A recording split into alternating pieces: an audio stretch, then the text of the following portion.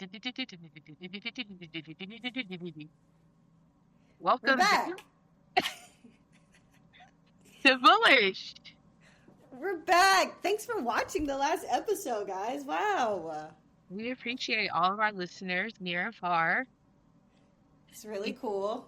if you know us, it's kind of a requirement, but if you don't know us, we appreciate your generosity. Yeah, it's actually a very fun treat to see.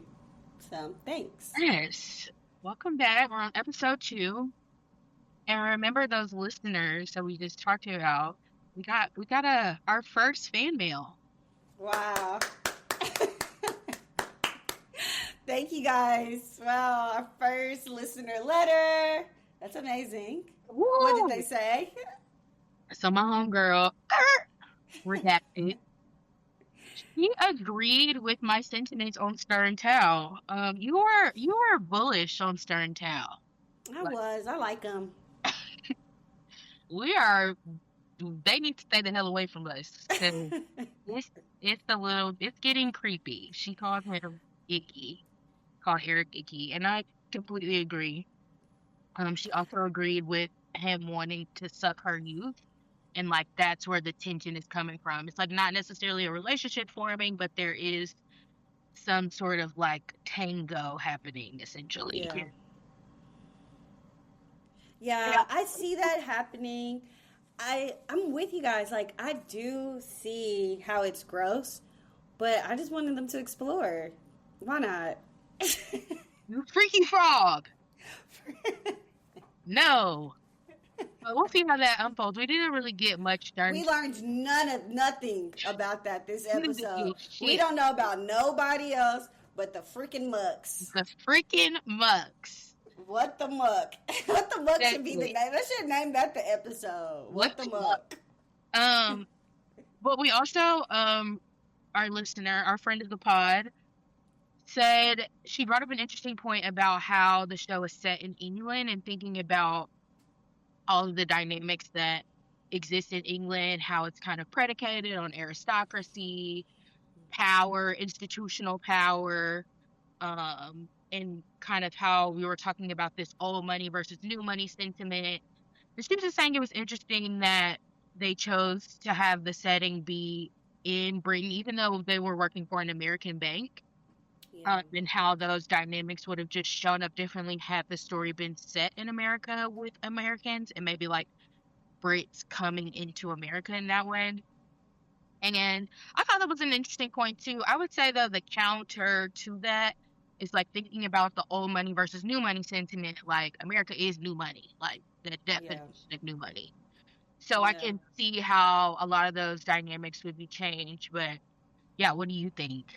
Yeah, I like that. I think it really shows how culture clashes. Like, even though, like you're saying, this is an American bank, but they have the customs and they trying to follow the culture of the aristocracy and what and how wealth moves there, right? That's why they're so in previous seasons so concerned about people like Jesse, who's very new money, who's just found himself wealth. Like they don't want to do business with him, but rather do business with Phelim, right? Who has this old established money. Like there is a risk with dealing with Americans, and I think that is what is kind of played out over time. Like there's a risk dealing with an Eric Tao. There's a risk dealing with Harper. There's a risk with Jonah and Whitney and all these new Americans coming over and trying to find their way in their brash rather Americanness that that it doesn't really fit within Yeah, what London sees themselves to be. So I like that. I like thinking about that, and I think that's a great point for what we see happening in this episode 2. yeah. Americans are not willing to follow the rules. No. We're about to see just how far, how many rules they about to break this season. Yeah, we're trying to run through walls, smash things, break things, and then call it brand new. We Yeah, say it's abstract. yeah, exactly. You know the vibes. That's the whole art industry. But we'll get Yeah. into that as well. Yeah. Ready to jump into episode 2? Let's do it. Let's hear that summary. What happened this episode? Episode 2, The Commander and the Grey Lady. Episode 2 is all about diving deep into the Muck Dynasty. The first half of the episode illustrates Yasmin's never-ending ability to find and take care of the worst man you've ever seen. There are slight class tensions that arise as Yasmin tries her hand at being lady of the house. Henry reminds her that all things are to be done decently and in order. Cut to a 40th birthday party fit only for a male Sag. The Boy King, aka Henry Muck, goes on a drug-induced rampage that has seemingly conjured a hallucination of his dead father. Little to no Harper action, much to our... But we are let into the inner workings of the start of yet another tumultuous business partnership between her and Whitney.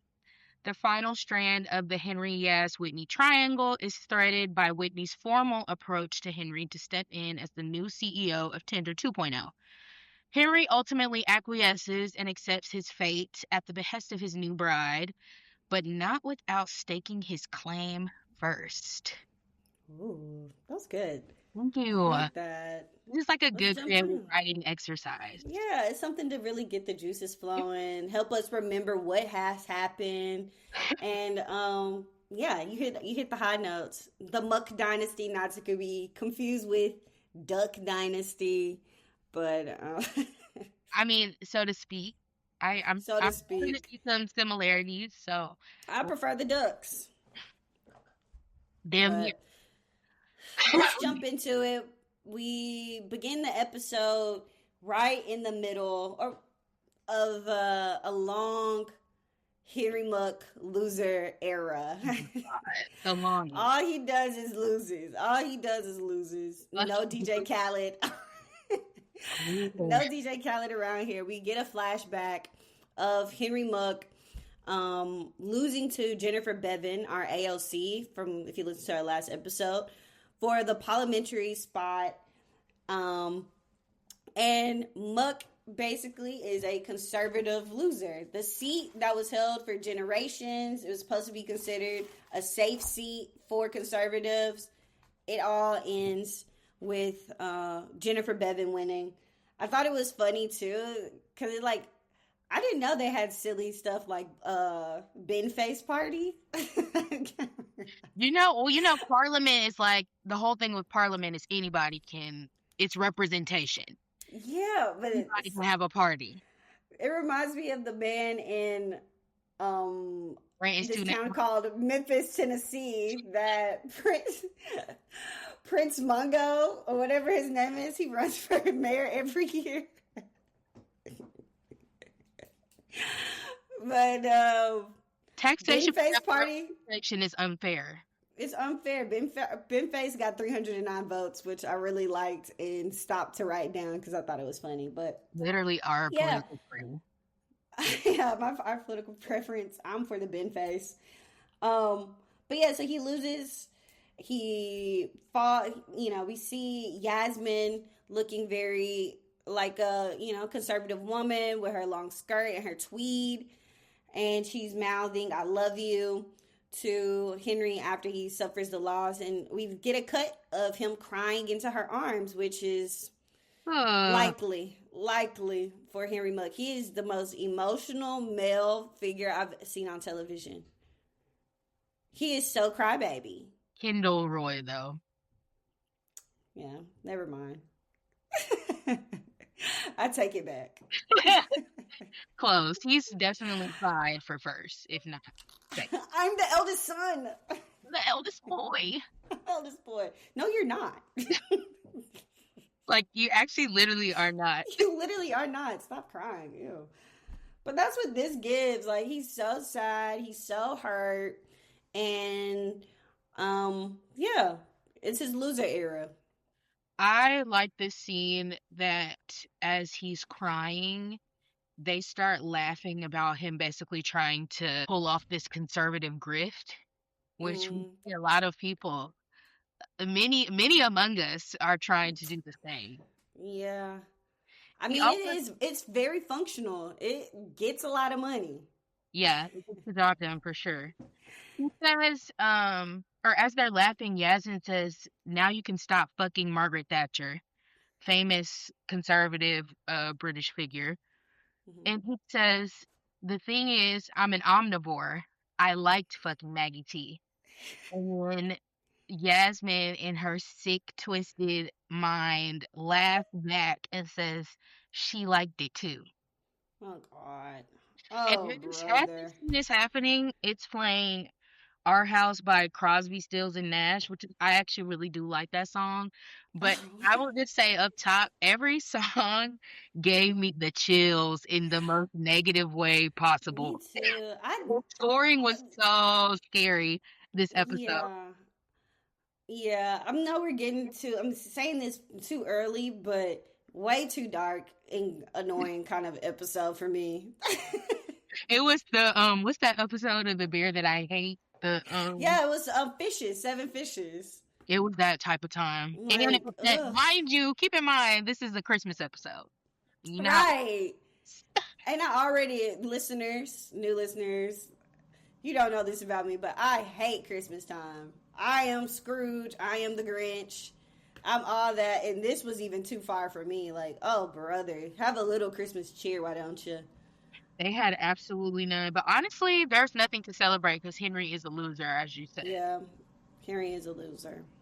So as that scene fades out, we start to get some of Henry's birthday blues. Hmm. Yep. So we wait. We go to the room. He's laid out, sprawled out. I think around him are like champagne bottles, illicit drugs, and Yasmin tries to wake him for a meeting that he has with his uncle, seemingly a birthday breakfast Yes. that they're just trying to have for him.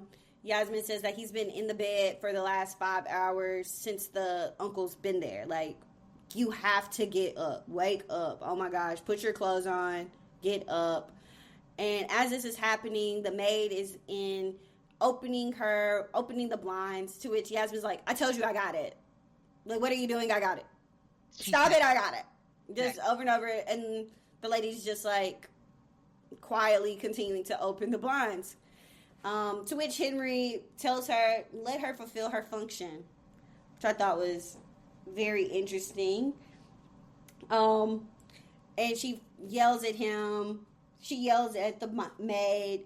And Henry does apologize to her and says she's learning. He's learning. Which Henry isn't a negative guy. Like, he's not a bad guy. He's just he's crybaby. He's And emotional. he's a loser. And he's a loser. And he has too much money, power, but he's talentless and boring And lonely. and lonely. Which is like the worst thing you could be as a man. Truthfully. Especially a rich white man, because then they start doing weird stuff.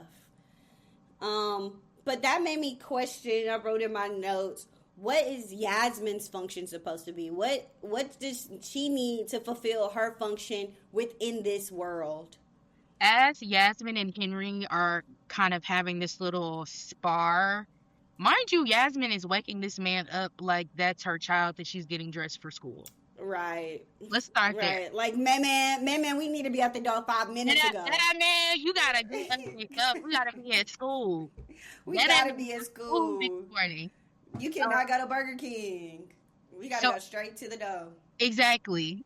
So as they're going back and forth, Henry is like, "Are you gonna be a peg toddy?" to Yasmin, which I looked that up, and that's basically like it was referring to this woman who was allegedly a skeet shooter and people didn't think that she was capable because she was like a beautiful woman. So basically, are you just going to be a beautiful woman on the side that can't do nothing or what?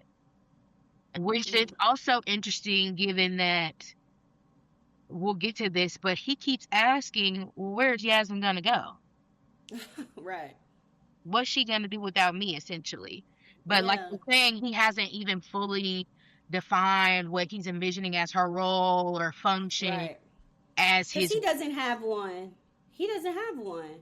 Well, first of all, he's been on a bender since he fucking lost. Right. So we don't even know, and he basically ran for office immediately after they got married. Yeah. So their time because of Lumi's failure. Exactly. So their time as newlyweds has really been cut short in a way. Yeah.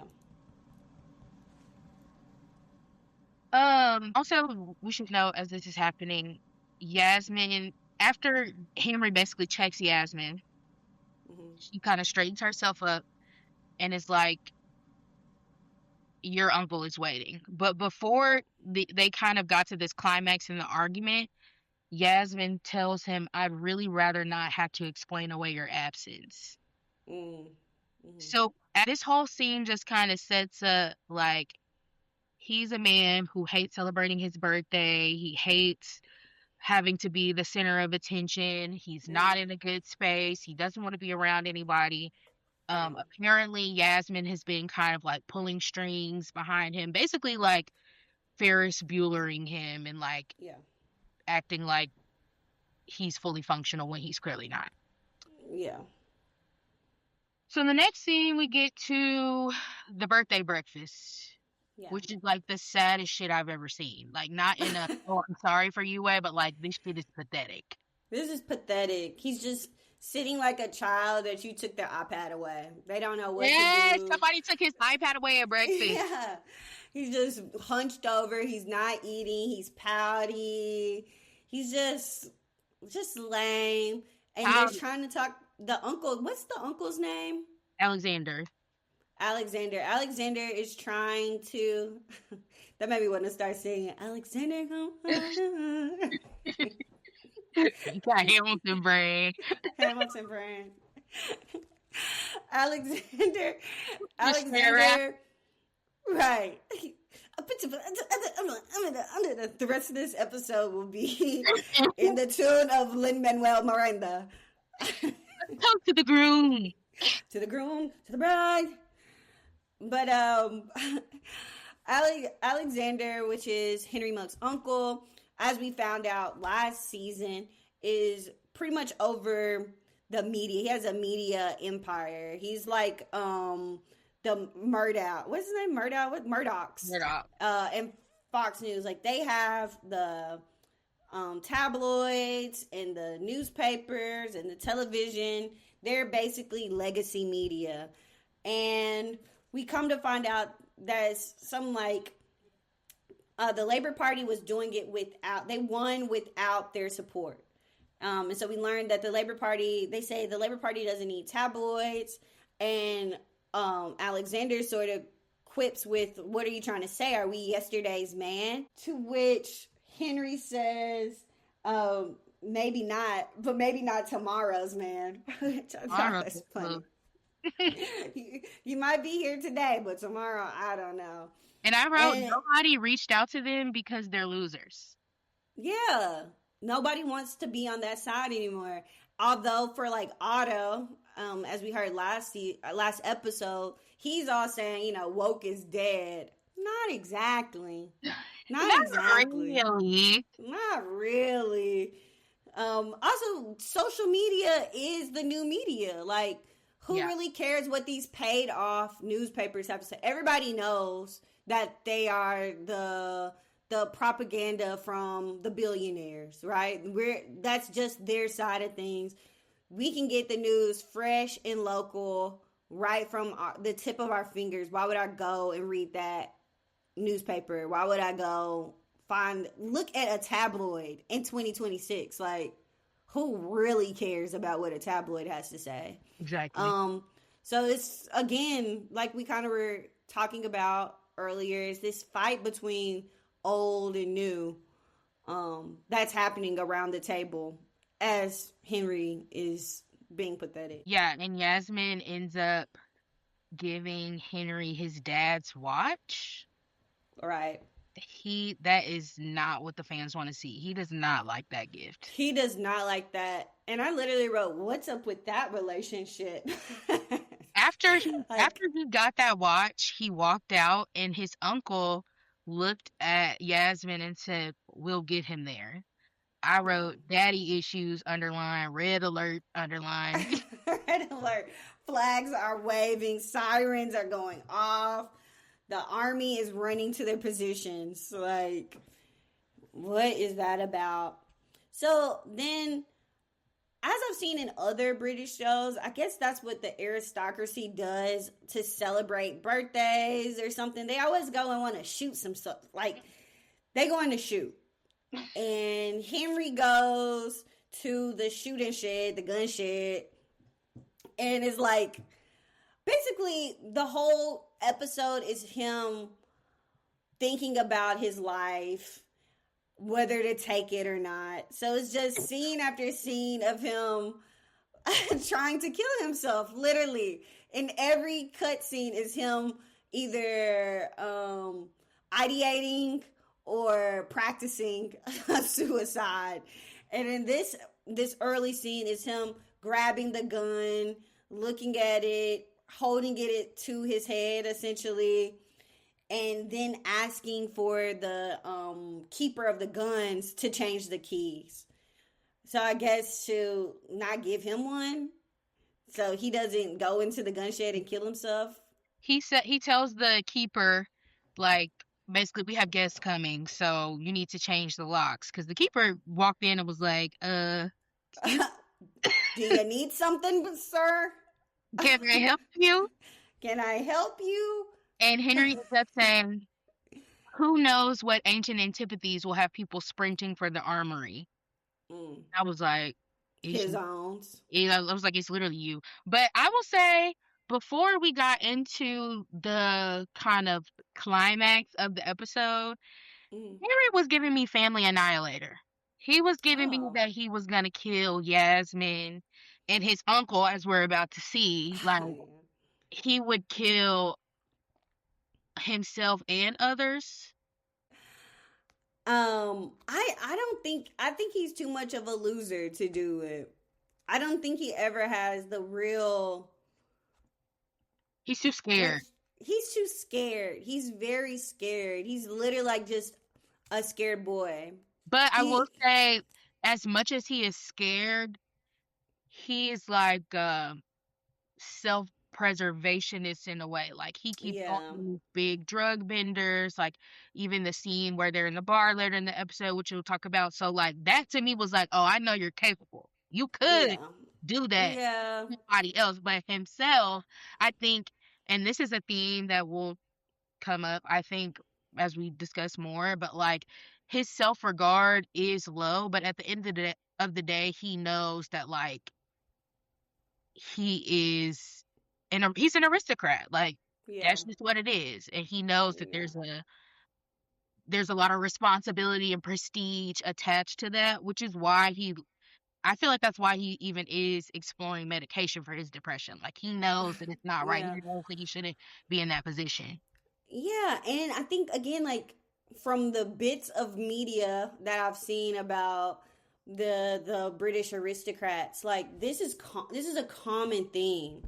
Like, they're all sad, they're all trying to find themselves, even though they have the world. There's a sadness about it. And like the uncle says during the walk, after, he kind of drills into him about having that listlessness manifesting as apathy is just basically loser behavior. I didn't write out the full quote, but that sort of, like, everyone goes through that. Find a way, push through it. Yeah. Like, stop being so sad that you have the world. His uncle said, this listlessness is one thing, but when it manifests as apathy, and he says, basically, like, your life, apathy for your life, apathy for your wife. He said, no one expects you to be uxorious, but you're being callous. And then he says, do you love her? And that pisses Henry off. Yeah. But I'm like, do you love her? Do you? Do they like each other like that? Do they? Yasmin's convincing herself, because she does, to an extent, need him. Yeah. But his uncle is like, she's going to leave you. And this is when he first says, where's she going to go? Which I was like, okay, so is she your slave or what? Yeah. Like, what is her function? Yeah. And then in that same discussion with the uncle, they sort of hint at this sort of apathy, this sadness is a genetic Genetic. condition.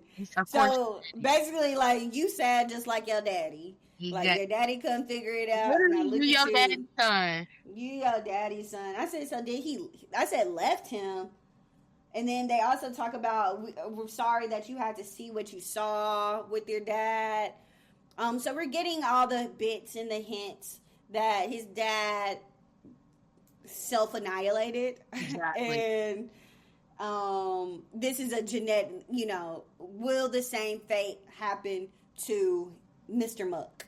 Yeah. He says his uncle tells him that his father wouldn't have indulged because Henry is disclosing like he's taking on these meds, he's taking Yeah. SSRIs, they got his libido fucked up, like he's not on earth right now. He's not on Earth. And And his even uncle last season, he was taking mushrooms, right? Like that's how Rob ends up going into his venture. It's just like he's trying everything to feel normal, and nothing is working. Not even the lithium. He's trying to get back on lithium. Like he's on heroin. He's trying anything, but at the same time, not trying to do anything with his life. Just trying to medicate himself into happiness in a way. yeah, his uncle said he loved you and Henry said he left me. After he Mm, was like, it would have been better if he would have gotten a vasectomy than had me. yeah. And his uncle tells him he needs to integrate this dislocation. And I Mm. was like, I don't I don't know that he's gonna be able to do that. I don't either. If I don't either. SSRIs are not working, drugs are not working, you having a fine ass wife is not working, like Having billions of dollars and living in a castle you have all the where everyone works for you. everyone works for you. Yeah. He So literally just needs to go do some woodworking. He needs to go to he a needs to do pottery something with his class. hands. He does. He needs to go cut a tree down. That's what a lot of these boys need to do as well. This is really a critique on Incest. modern day manhood. Yes. Yes. Like if we really want to take it there, because these boys are just online doing nothing all day. Basically, what has been profiting of, and like just being sad and callous and mean and And self-deprecating losers. and losers, crybaby losers, and they really just need to go chop some wood, Yeah. build a house, make a podcast, but actually research for it. Exactly. Have an informed opinion. So, then Henry tries to kill his uncle. Yeah, what was that about? I said, okay. Henry I'm everybody not looking. I'm everyone just being like, oh, Henry okay. looked away when he did that, which that happens again when he commits violence. So I want everyone to keep this in mind. Everybody's turning a blind eye to this 40-year-old boy Yeah. getting violent when he's not getting his way, when somebody says something he doesn't like, everybody Yep. turns around. He points this hunting rifle at his gun and was like, "What if I ended your life right now?" And his uncle grabbed the gun and basically was like, And put it to the chest. "Do it." Literally that scene from Really? Side where she was talking about say fuck Coretta Scott Rosa Parks. and she said fuck Coretta Scott King. That's exactly what happened. Exactly. It's also reminded me of that gif of Michael Jackson concert where he literally just lowers the gun that's pointed at him like, boy, you ain't about to do nothing with that. Stop. You're not doing nothing. You ain't about it. You ain't about to blow nothing. His uncle knew he was bluffing, but his uncle is like the only person challenging him at this point. So I'm interested to see how that relationship evolves or devolves, especially like with what we know he's gonna do later on in the episode. Yeah. We got some So tough time on TV. some tub time? What you Yeah, say? Muck was in the Yeah, bathtub. we get moved to the bath scene. I hate this scene. This is the Yuck City. Um, This is when I start to real Yuck City and Muck City. Yuck City in the Muck Dynasty. This is the first time I wrote that the music in the Muck Yeah scenes is so ominous because it feels like it's everything is by force. Yeah, they're literally trying to force it. They're Yeah. forcing it.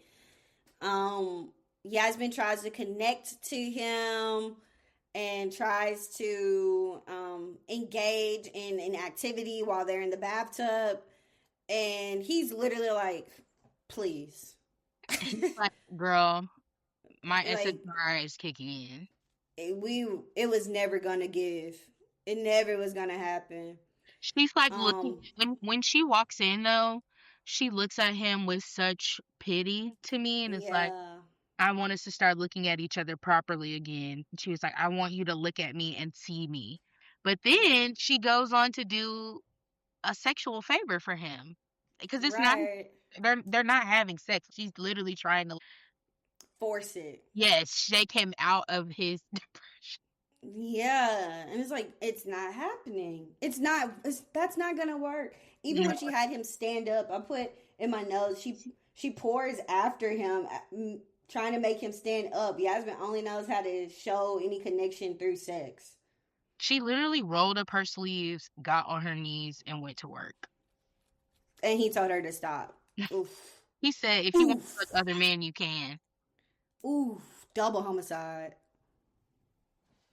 And then she's like, you have a meeting, and leaves. That was a sad scene. That's pretty pathetic. They didn't have. They It's didn't have. They all, had to go that far with Yasmin. Like, dang. but it's like, I, Yasmin, you're also pathetic. Yeah, That's what's getting me. It's like, they're both you, losers. yes, Yasmin is putting herself in a position to be essentially taken advantage of again. She just thinks she's gonna get more out of this situation than she has in previous situations where she's Yeah, been taken advantage of. Like, girl, no. But I mean, I'm sure she's thinking the same thing Henry is thinking, which is, where am I gonna go? yeah. So next week, Oh, getting hair on, Muck is doing hair on again. yeah. He's setting up. He's breaking. We find him back where we see him at the end of episode one. So basically, the second episode of the season is this first half of the show. Basically, shows us what was happening before the last scene of episode one, which is like, sure, guys. Thank And you for the backdrop of what the Mucks were doing that, while all everybody else was at play. I didn't have to know, but no. thank you for letting me know what was going on there. So they're doing a tour. You were right when you said that the castles have just like places that are marked off. They're in the castle still. They're doing a tour through the castle, and you hear the tour guide say basically the gray lady is the most famous ghost of the house, and that Mm, she died of a broken heart after her paramour, which was the valet, was murdered. So just like tragedy all up and through the bones of this damn house, through the down Mucks, to it's all through the the Mucks. inhabitants. It's all through the muck, all in their DNA. Um, and I thought it was interesting that he was going to choose to get high right before a meeting. Um, I don't really know what that's about. What's that about? I guess he was gonna be like, "Oh, I'm sick, I can't go," or make um Yasmin do the meeting. I guess like I but guess. it just shows how childish he is. Like he won't even do a basic business meeting where the person's coming to you, to your house, to your space. Like literally all you have to do is put on a zip up and some khakis. He After didn't even have to wear no shoes. your wife organized and orchestrated the meeting. Right. To give you to try to find you purpose. Exactly. Yasmin's still talking to him like a child, which is Yeah. like, ugh, girl, Go put on your pants go put now. on pants. So we Or you're cut gonna to have to go to timeout. eat your veggies. So we cut to this meeting with Whitney, and Muck is just like, just a fucking sad sack. Like, he's just feeling sorry. This is a business meeting, mind you. He's just feeling so Right. sorry for himself. He's like slumped over. It looks like his iPad got taken away again. Yeah. And Whitney is like, what are you talking about? Get over yourself. He Yeah. says, I couldn't even win this sure seat in this election without the help of my family and my uncle who runs the tabloids. Like, I Hmm. couldn't even make this sure thing happen. And he says, I failed upward and then failed totally. There are no second acts. And Whitney's like, no, that's not true. You're great. You're Yeah. fab. We need Just fluffing you. him up, He's plumping him literally up, gassing him. He's literally what do the kids say? He's glazing. blazing him. And he says, Henry says, I'm a fraud touched by success. And then that's when Whitney says, you're telling the wrong story. So, Mm. flashback to episode 1, he brings up Jonah talking about how selling this business, selling Tinder was all about telling the right story. And as Americans, like, we have to tell our story. We have to be the ones in control of the story. So we Hmm. see Whitney being a little bit of a salesman here. Yeah. He's making his pitch. He wants Muck on his team. And he says, after Henry says he's a fraud touched by success and that there's no second acts, um, Whitney says, not as a Brit. He said, you're a leader in your bones, and what great man has lived their life without friction? Yeah. Boring. Loser. Wah wah. Loser, loser. But then I'm like, what is Whitney's play? Oh, I wrote, tired of the mucking whining. Yeah. Too much whining. Too much whining. And like Whitney asked him, what do you want to do next? Yeah, Whitney started that conversation with, what do you want to do? And he What do basically, you want to do next? I can't do anything because I failed at these things before. So there's nothing else. Like, Exactly. it's so loser behavior. It's like, okay, then try something else. But no, he just wants to wallow, um, and be lame. Yeah. But we also hear during this scene too, we learn more about that Muck was the MP. He did hold that seat for 6 months. Whitney says that he has high public approval. He works on agendas that help people, even though it wasn't necessarily a part of the Conservative Party's platform. Like, he worked for the people. It's like you still were able to do good things. So we hear a little bit more about what was going on in the years before we get to this new season and after season 3. And we also hear that, for what it's worth, in the public eye, Muck has cleaned up his act. Right. He's seeming more of a he's trying to be seen as more trustworthy after the absolute failure of Lumi, and he was able to get back in the good public graces, public eye. Exactly. Whole time he is doing major, mega, ultra drugs Yeah, and being annoying to his wife, but and being so annoying to Yasmin. and I was really hoping that was gonna be the end of the Muck story, and that we're about to move into some actual industry talk. But no, no, no. We're just getting We started. have we're just getting started. We then move to Henry's 40th birthday party, where it's basically like a Versailles, is that how you pronounce it? Versailles themed party. So they're dressed up in their garnishments and their big wigs and the big dresses. Yasmin sort of had the Marie Antoinette look. She's also, which I have in my notes, Yaz is way bigger than him. To which she has to make, she says to Henry, like, don't worry, it's just the heels. Like, he's just so, I don't, insecure, and he's just, do we have to wear this? Oh, do I have to do this? Come on, Yaz, what's this? Like, very annoying and irritating. Yes. And we also find out that Yasmin's aunt is going to be at the party and staying at the house for the holiday season. And this is the aunt who is on her now late father, Charles' side. His I guess younger sister, Yeah. from what it seems like. Yeah. Before they get to the party though, Yasmin is talking about how she after Henry is throwing his fit, Yasmin's like, "Oh, you look adorable." And by the way, what did you say to Whitney? She's like, Right. "Girl, do you have a job or what?" Do you have the, yeah, what is this looking like? He says, "Did you just tell him to puff me up?" And she says, Mm, "Everything he said about you, he believes." I said, "Hmm." yeah, right. And at this point, Henry is kind of he's thinking about it, but he's not sold. Yasmin is like, well, he's in a good mood, so let's move on with the party.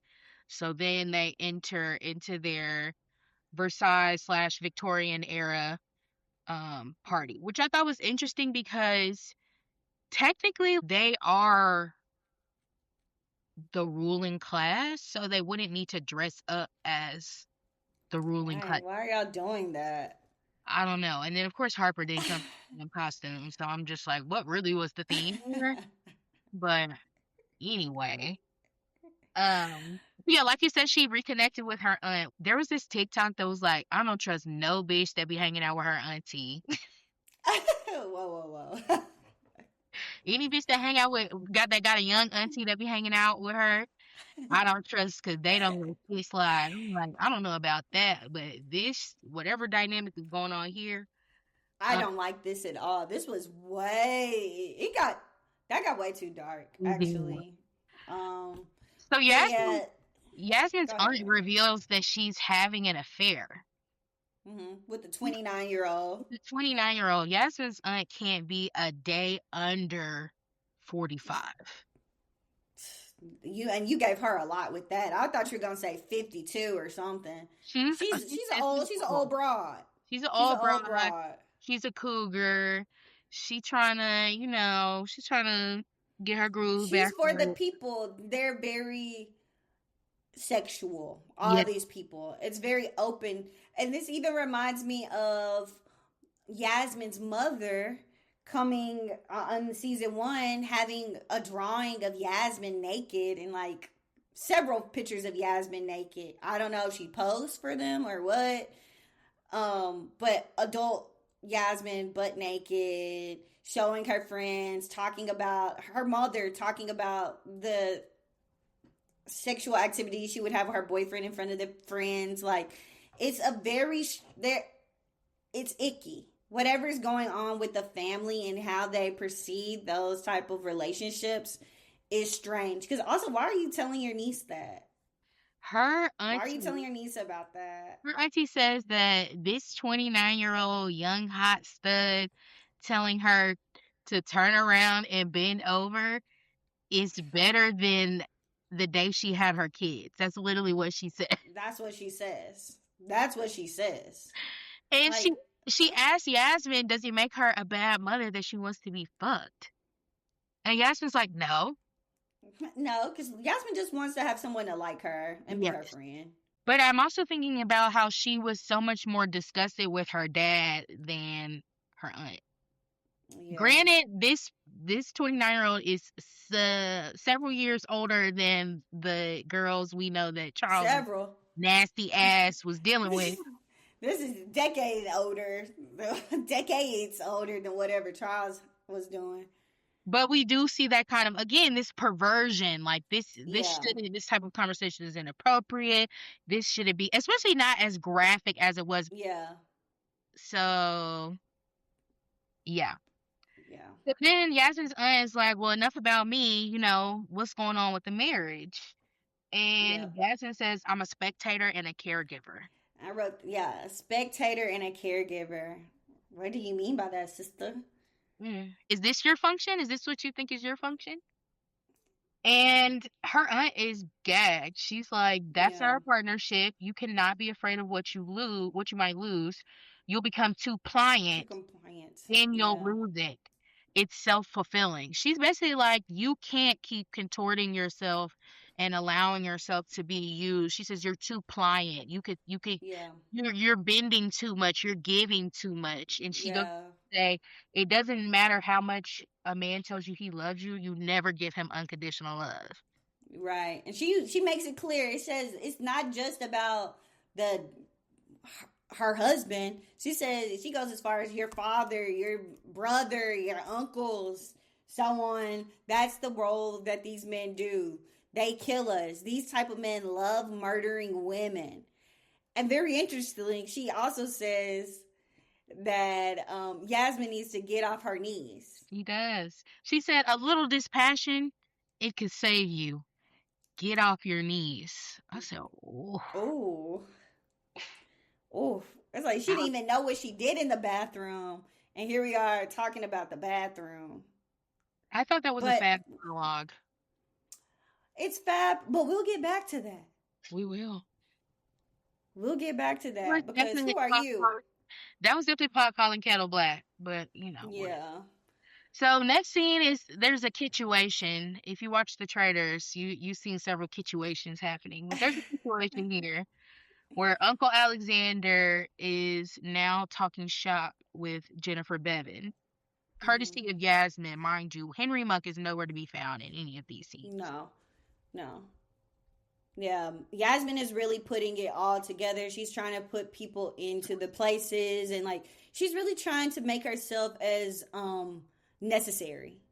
Like Yes. she wants to be like, okay, people need me because I make these connections. I need to be in the rooms because I can help make things. I know the people, I know the players, and you need me because I know them. She's Type of trying to thing. become an asset. Which Yeah. I was actually reading that as she was punching up, like she's kind of I feel like she's a little bit out of her element, but I Yeah. didn't think about how she's trying to basically become indispensable.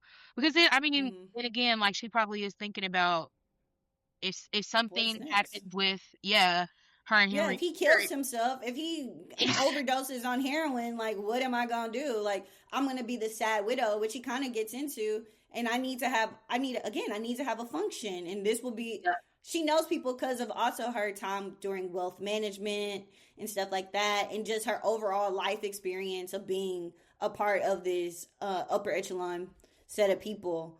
Yeah. Um, so yeah, so Bevan, our ALC, is meeting with the elites. She's trying to, hey, trying to make them stop running propaganda against all of her policies and the stuff that the Labor Party is doing. She's basically like, hey, can you calm it down to let us get our work done a Yeah. little bit? It's sort of if you're privy at all to New York politics is what's happening a little bit with Mom Donnie and the New York Post. Like the New York Post just came out with something saying that New York has a $13 million debt and like what's Mom Donnie doing? It's like okay, he's been in office for like 3 weeks. Exactly. Like he really hasn't been able to do nothing yet.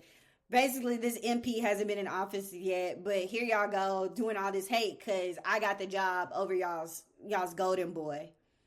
But I So think she's there to kiss the ring a little bit. yeah, and I think we're also seeing her being a little bit willing to play ball. She's like, she's acknowledging the legacy media and saying like, I know how it's come across in the past. I know the types of stories you run, but Hmm. help me help you essentially. I Yeah, know we all need to work together. exactly. I know that you set the tone, even though you may not exactly be everyone's first choice for news. So it's like, just fuck with me a little bit and I got you. Yeah, we can play. Let's play. Let's play the game a little bit. But yeah, this scene was kind of a nothing burger. But Yeah. next we got Here Comes Harper, which we Harper for her 2 of her 7 minutes in this whole show. I thought the show was about Harper. exactly like hello, but she looks fab. She did Literally, look we only fab. see her walk up to the party and she's staring at this big ass castle. It's interesting seeing Harper's size and scale to everything else around her. Yeah, Harper is little. Very tiny. So we get Yes. into Henry confronting Whitney at the painting. And he's Yep. drunk. We watched Henry Yes. down like a fifth of some sort of alcohol before he confronts Whitney. Yeah.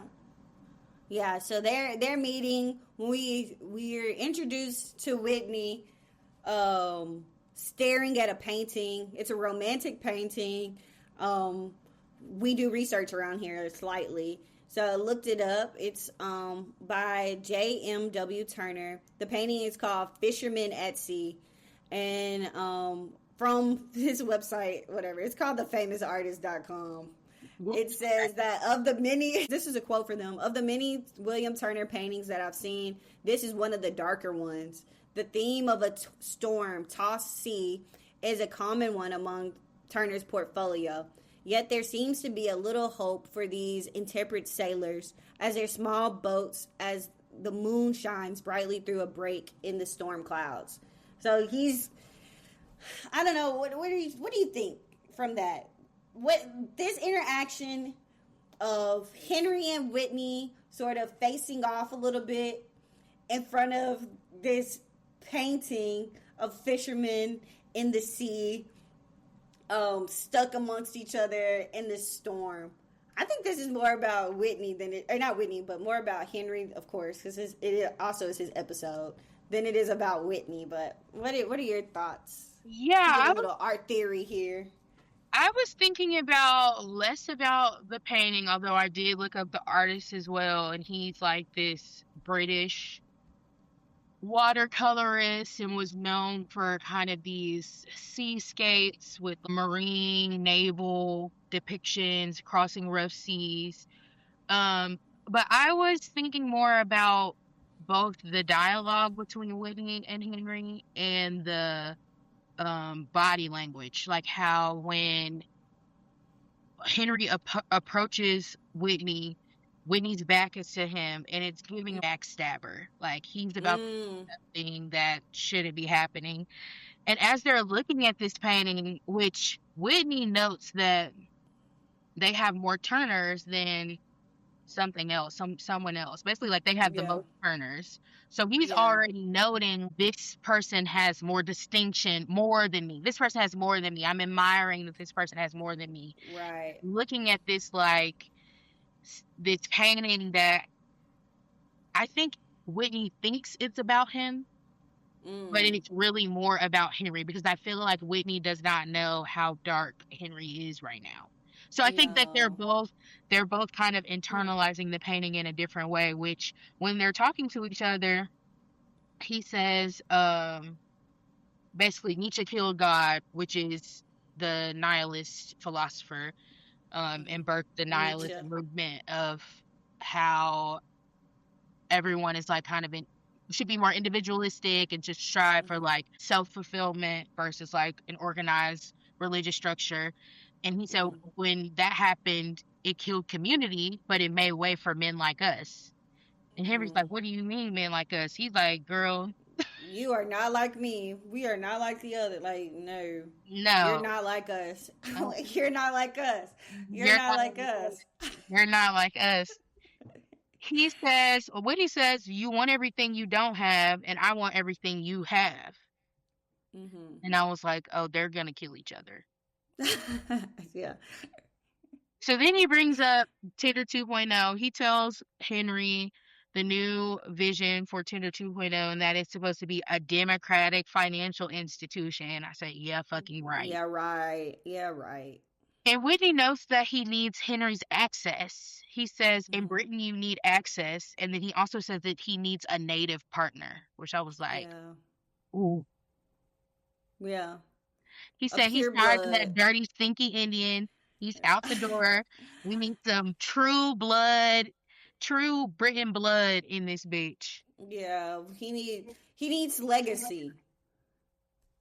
He needs access to that. He needs to pump that in.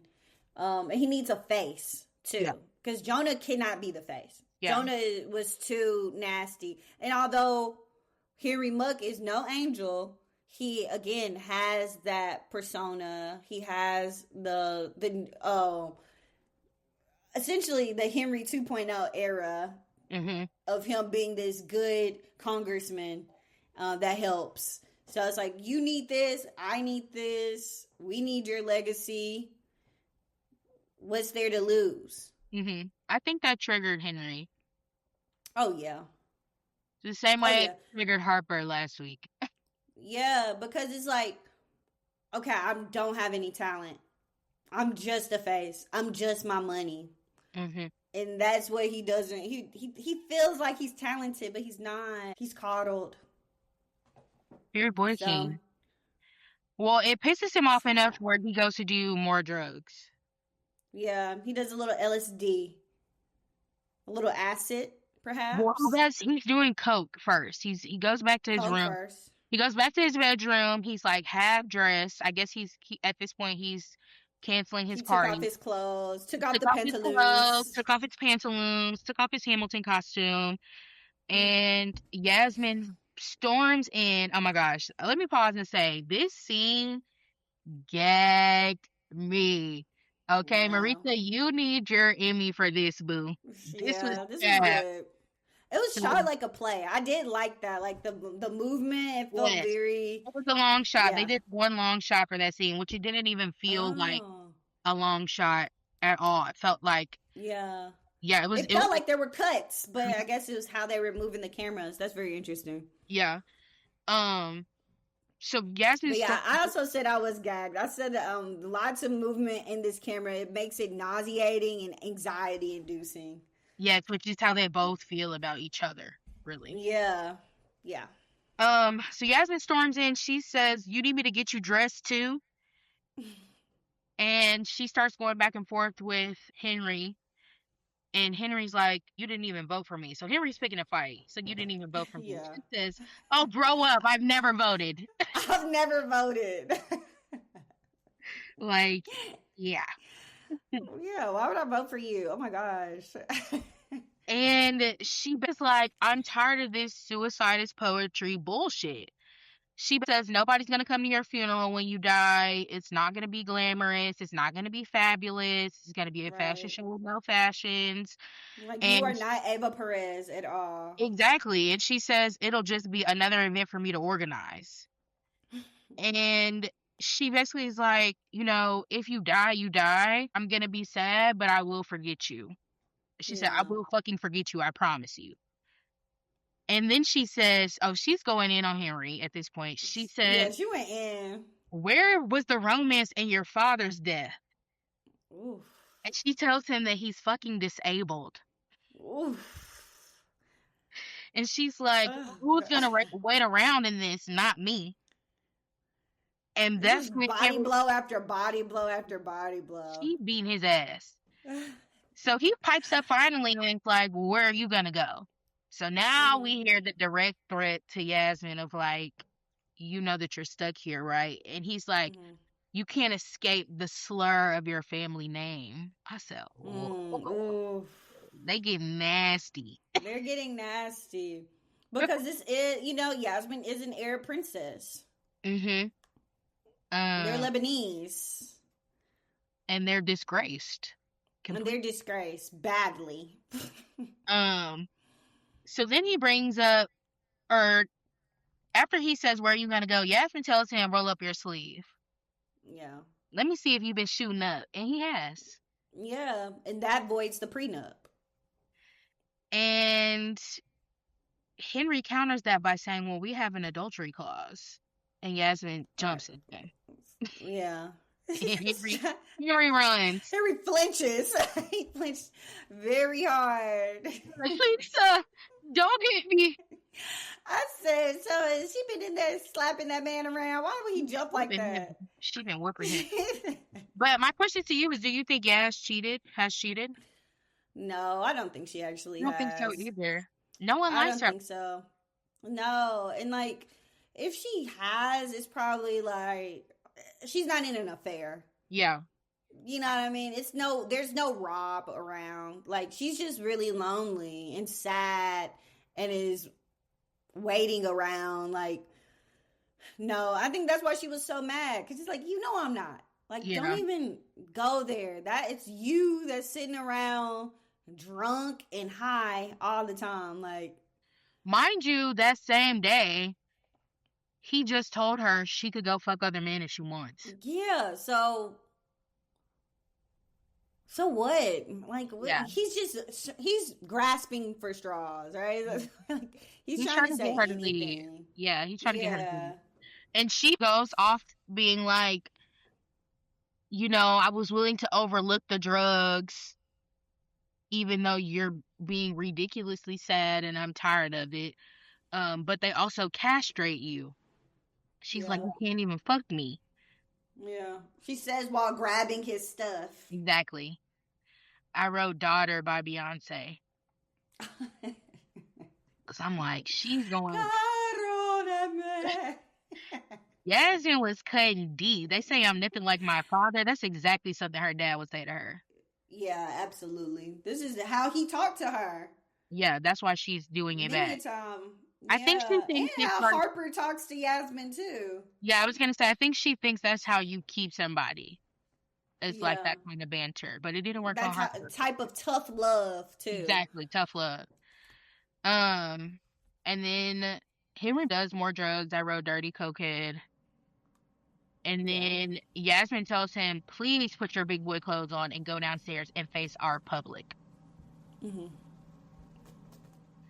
So then we get to 40 and Fried. We get to the main birthday dinner of it all. So the Last Supper, perhaps. This is the Last Supper.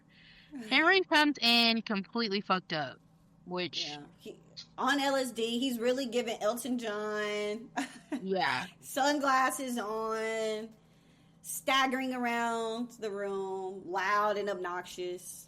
And everyone says, it's the Little Prince. And then someone said, you'd be late to your own fucking funeral. And I wrote, also me. So then Henry's like stumbling around the table. He's a little bit incoherent. He ends up targeting Jennifer Bevan. Yeah. And uncomfortably leans into her, saying, you look like the woman that I lost in P2. Yeah. And he basically assaults her. He assaults her. Just kisses her in the face. Grabs her head and like kisses into her. Like, after saying, I see you already hoard yourself out to my uncle. To my uncle. Mm-hmm. This is an elected official, mind you. Right. Also, she did stick out as a sore thumb to everybody because she's the only one not really in costume. Mm-hmm. And she's also not, like, dressed either. She just has on regular clothes. Yeah, that's what I mean. Like, she's not in costume. Like, she's... No, but I'm saying, like, Harper had on like, she at least looked nice. Yeah, at least had a dress. I mean, yeah, and to a fair extent, like, Harper still had a little corset on. Yeah. Like, but she didn't even have on nice clothes. She didn't have on nice clothes. Yeah, she was in her ALC fab. Like, she's in her politician clothes. Exactly. She's giving jeans and t-shirt, women of the people on the weekend. Yeah. And I wrote that it was interesting thinking about the women that he chooses to embarrass, because so far he hasn't really disrespected any women except, I mean, I guess Yasmin, but nothing really outwardly to Yasmin.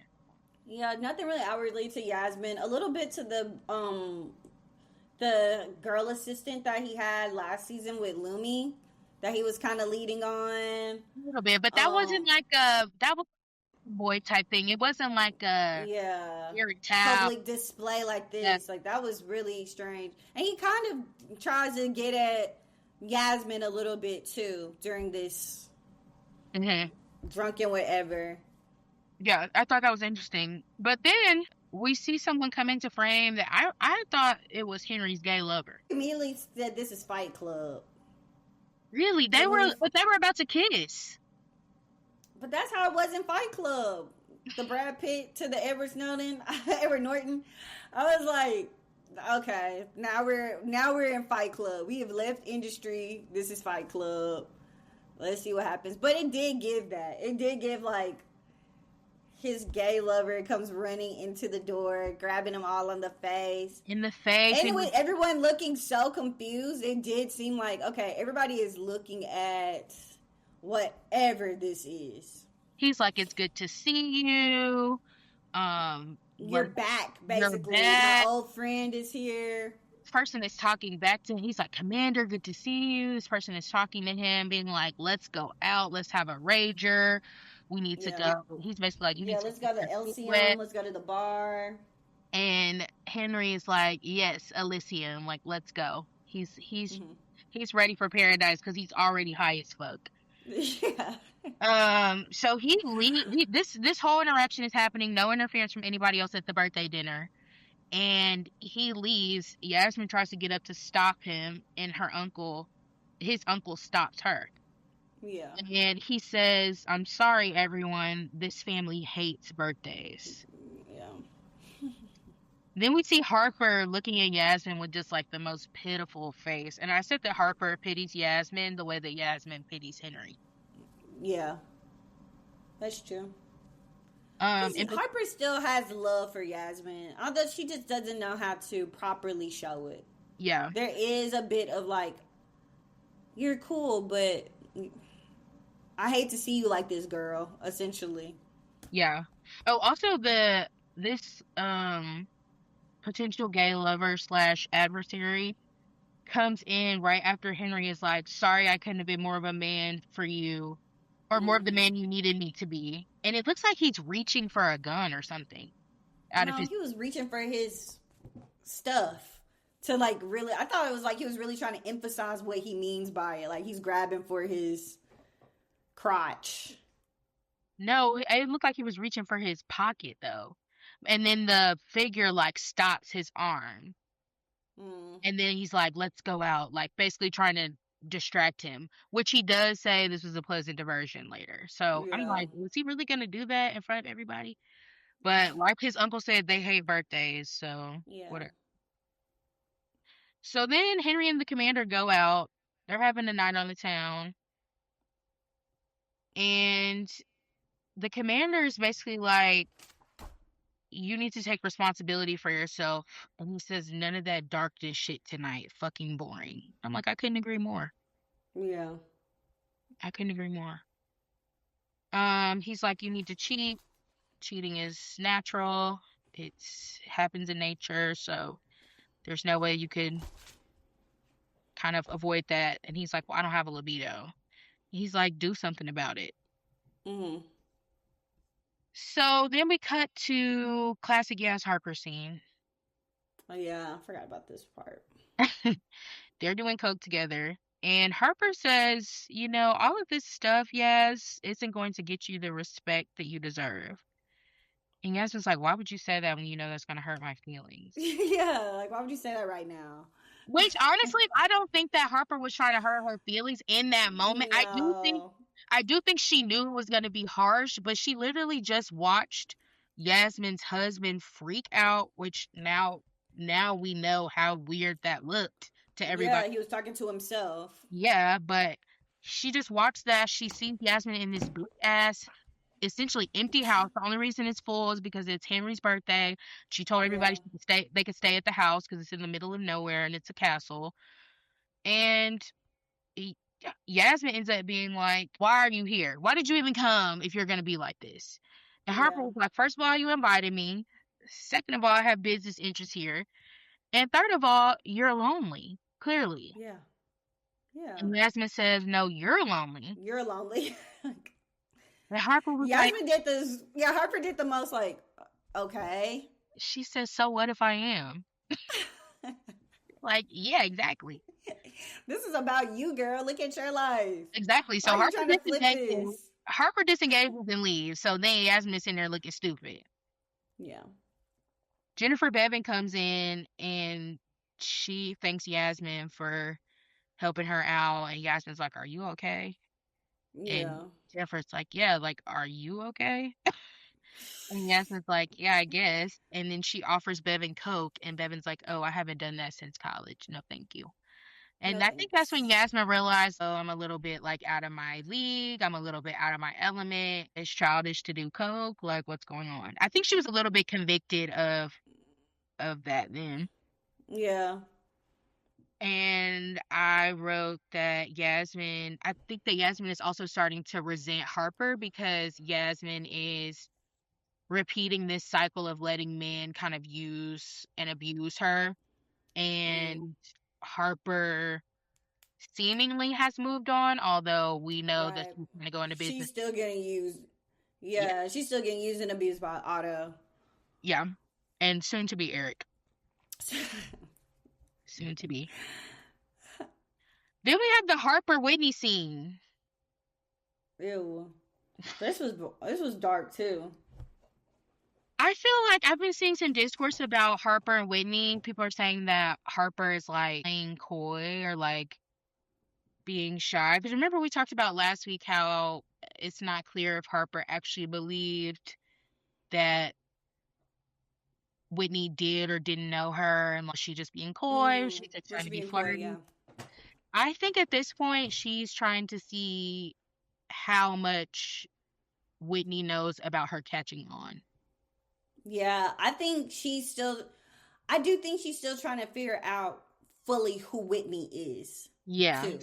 Like, what type of, like, I'm sure, like, our girl does her research, so sure she knows him, but, like, what Yeah. is his character? Because I'm sure, and I feel like it's kind of seen a bit in this episode, or the scene specifically, that she knows Whitney's a little off, Mm-hmm. that something's not all there, and it's something that she probably should take heed to what Jim or James, the financial magazine writer, is saying, that I need to watch him. Yeah.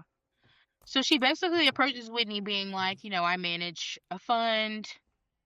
I work for a Like, fund. you know who I am, right? You know Like, who I am, right? And he's like, you used to work for a fund. And then he's like, so what do you really want to ask me? Basically, like, you don't need to, we don't need to dance around this.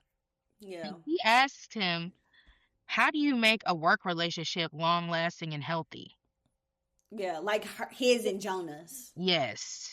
Which, So I guess it's not public knowledge, or maybe it is public knowledge, that Whitney's killed Jonah, or yeah, Whitney's killed Jonah at this point. But theoretically, yeah, it's not really, I don't know, seen, or yeah. maybe it's not in the news yet. It hasn't hit the waves. Yeah, because they're trying to do a quick CEO change, which he Yeah, told Henry when they were staring at that painting that right. he could turn over this process a lot faster.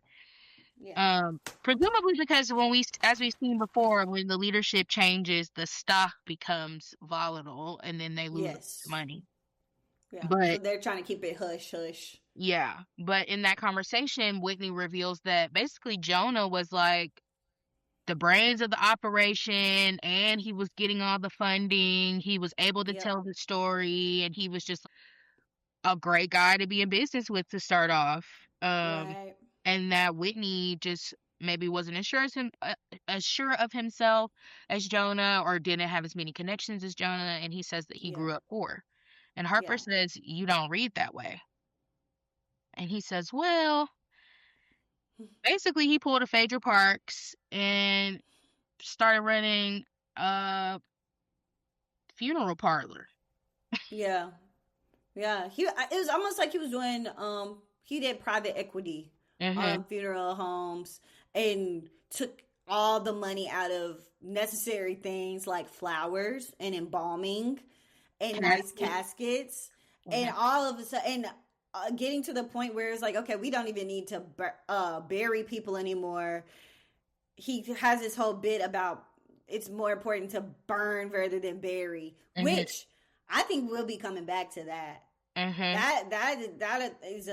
That might be something that we see with this. He doesn't want to bury anything. He just lights it on fire. So I think that was giving us a hint at his character a little bit too. Yeah. Harper was so terrified as he was saying this. Yeah, she's super. I'm like, is it the coke? I've never seen Harper that like shook up, except for when she found out that Peerpoint knew that she falsified her records. Like, that's why I think she had a look of like, whoa, okay, he's crazy. That's why I think she knows more than she's letting on, because she's trying to see, is he actually going to kill me? I think she knows what happened with the assistant. I feel like that too. Or maybe she knows what's going on in Africa. Yes, or that Whitney is the one with the body in the freezer, not Jim. Oh yeah. It's definitely Whitney now. Beyond a shadow of doubt, that was so. I'm like, she's scared. I wrote in my notes, she's scared of him, and I'm scared of him. Whitney is scary. No, he's scary as fuck. Then we get to Yasmin Charles 2.0, the big suck. The big suck. So Yasmin go. She hears some noises as she's sad. She's pissed. The party's ruined, Yeah. right? Everyone is just drunk, lingering around the castle because people, like you were saying, are just staying over because they're in a countryside. So she's just walking through the house, and she hears Otto being nasty and verbal.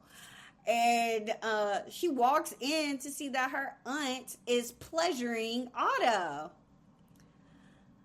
Orally. Yuck! Orally. Orally. Yuck! She catches her aunt on her knees.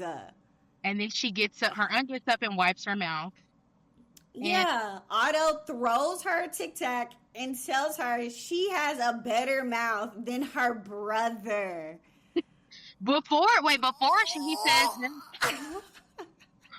he says that, he's like a mint for the cock breath. Like, this is just, we don't need that. We do not need to hear all that. Yuck. Yuck. Oh, God. Literally yuck. I'm ew with 7, I put 7 W's in ew in my handwritten notes. Like, mind you, no. at the beginning when we meet Yasmin's aunt is like, oh, Otto has grown into his looks, and Yasmin's like, he's fucking disgusting. So for Yasmin to catch them in the act like this, she's so disgusted. He's disgusting. Literally, all people do is disappoint her. Yes, and she keeps walking in on everybody having sex. Yeah. Ew. Ew. I just wrote "oh" for that scene. It was too much. It was too much. Nasty. It was too much. So then we get back to Henry's personal after party, where the boss is crashing his workers on after work hang. Yeah, he's at the local pub. He's at the workers' lounge, relaxing. They're there to blow off steam, talk about how crazy the mucks are, and here comes the head muck. Exactly. Literally mucking about. He is messed up, and he's talking to someone else. He's also kind of mucking up the happy hour. It's like, if you're going to an after work happy hour, the worst thing that can happen is your boss walks in. Literally. That would make me want to get up and walk out. Like, oh, happy brother. hour is no longer happy. That happened to me at work where I was going to a happy hour and I was so excited. I was like, oh, I found this sushi restaurant. I'm about to go. And I said it around my boss, and my boss was like, can I join you? And I was like, will this put me on a pip if I say not? Like, what's happening anyway? Like, sure, like, you can't really, it was like forced. It's the same way that this is kind of forced, but I do think they tried to make the best out of the situation, which was just unsalvageable from the start. Yeah, and I wonder if it didn't seem too much like it hadn't happened before. Right. So, and it was also like, I think what you were saying earlier, he hasn't really done anything to anyone personally, so it was kind of like, I mean, whatever, you're here already. And he started by offering to buy drinks, which my boss. Yeah, everybody's like, yeah. Like, you need to start the tab. It's your liquor. Like, you literally buy the liquor anyway. Like, we're paying you for the liquor. Exactly. So he's drinking with Molly and her boyfriend, coworker George.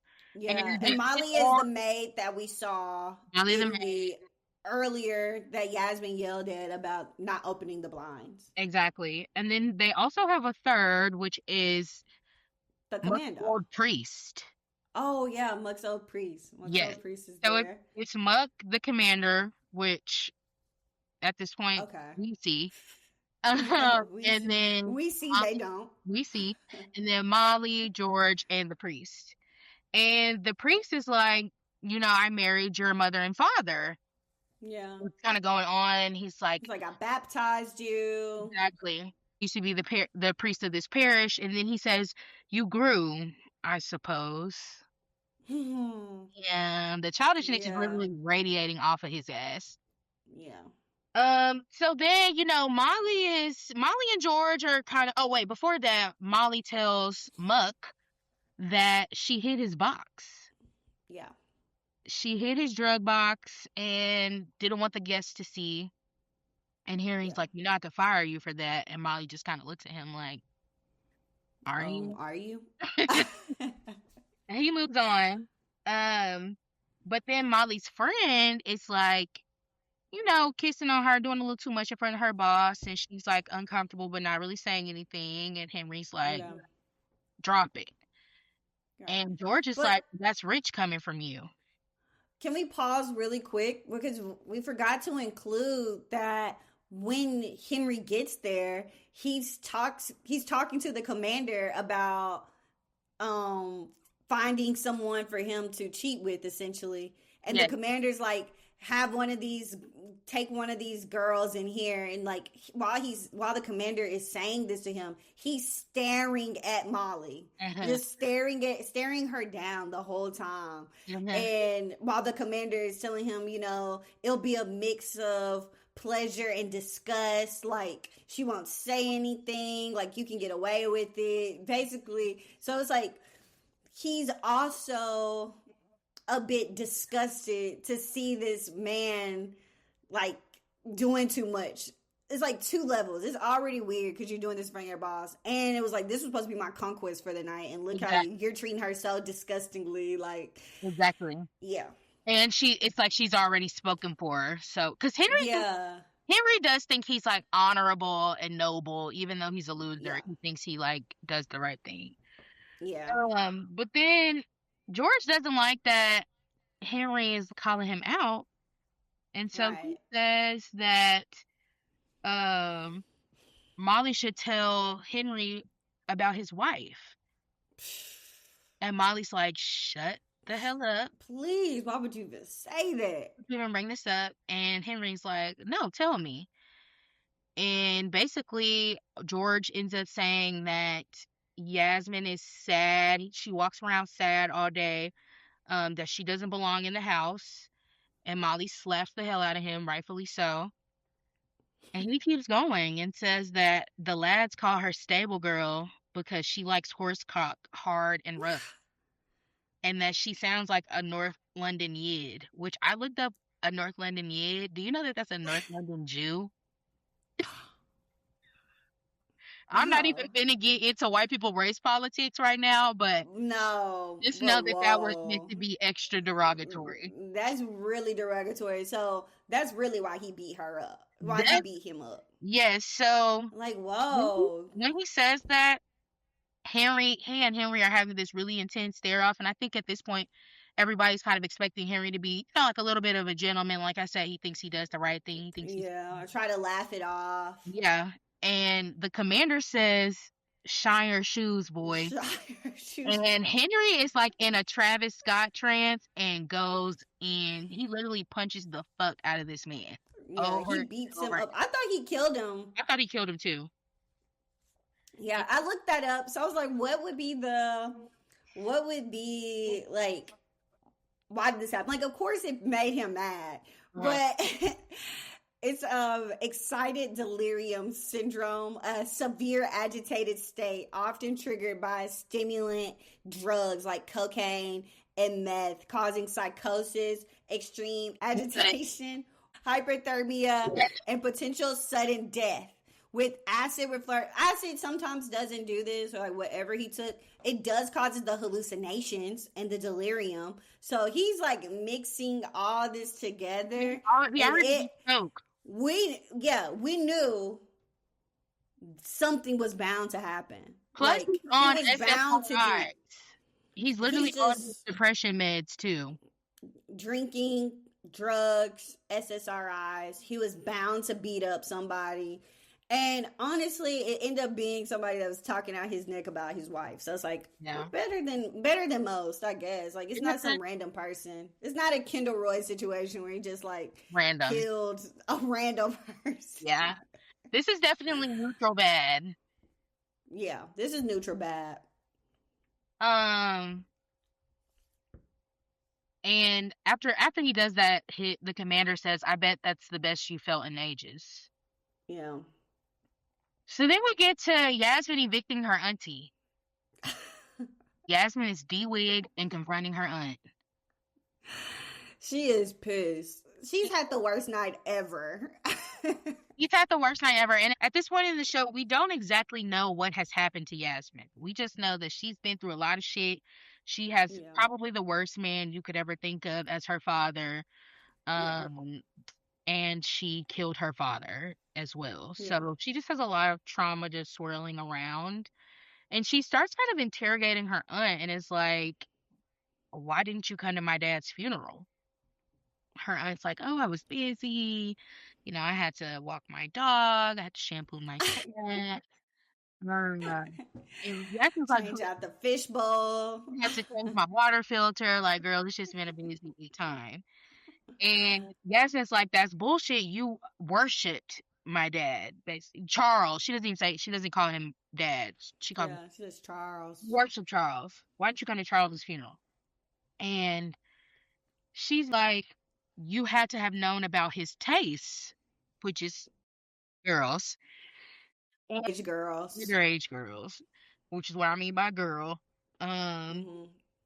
and her aunt is like, "Well, he was a true eccentric that didn't care Hmm. about boundaries, and that this culture is just sensationalizing the actions of high profile men.